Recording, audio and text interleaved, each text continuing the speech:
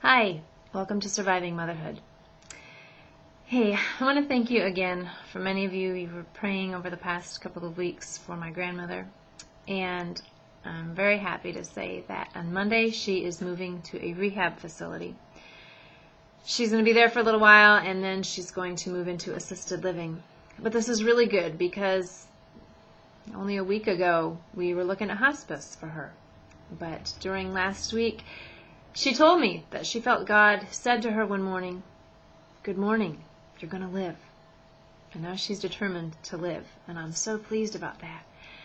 But, that came after some difficult time.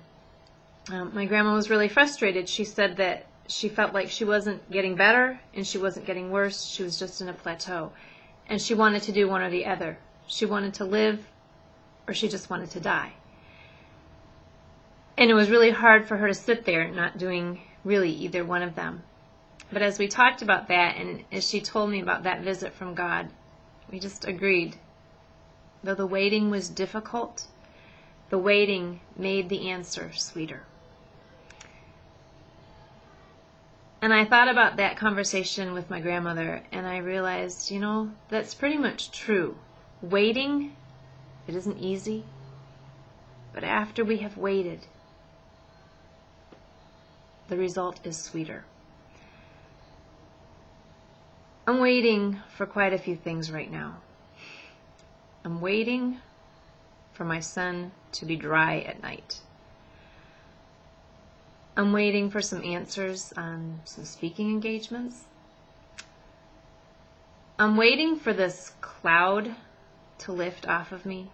For the past couple of weeks, I told my husband last night, I just said, I feel like there's this cloud, this little gray cloud just hanging over my head.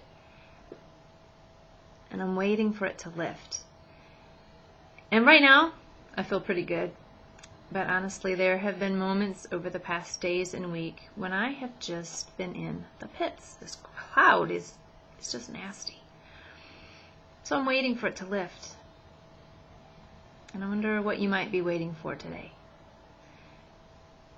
As we sit here together, waiting for something, I'd like to encourage you by reading Psalm 27. This is one that has often been a comfort to me, but particularly in the waiting period. This is helpful. The Lord is my light and my salvation. Whom shall I fear? The Lord is the stronghold of my life. Of whom shall I be afraid? When evil men advance against me to devour my flesh, when my enemies and my foes attack me, they will stumble and fall. Though an army besiege me, my heart will not fear. Though war break out against me, even then will I be confident. One thing I ask of the Lord, this is what I seek, that I may dwell in the house of the Lord all the days of my life, to gaze upon the beauty of the Lord and to seek him in his temple. For in the day of trouble he will keep me safe in his dwelling. He will hide me in the shelter of his tabernacle and set me high upon a rock. Then my head will be exalted above the enemies who surround me. At his tabernacle will I sacrifice with shouts of joy. I will sing and make music to the Lord. Hear my voice when I call, O Lord. Be merciful to me and answer. My heart says of you, seek his face. Your face, Lord, I will seek. Do not hide your face from me. Do not turn your servant away in anger. You have been my helper. Do not reject me or forsake me, O God, my Savior. Though my father and my mother forsake me, the Lord will receive me. Teach me your way, O Lord. Lead me in a straight path because of my oppressors. Do not turn me over to the desire of my foes, for false witnesses rise up against me, breathing out violence. I am still confident of this. I will see the goodness of the Lord in the land of the living.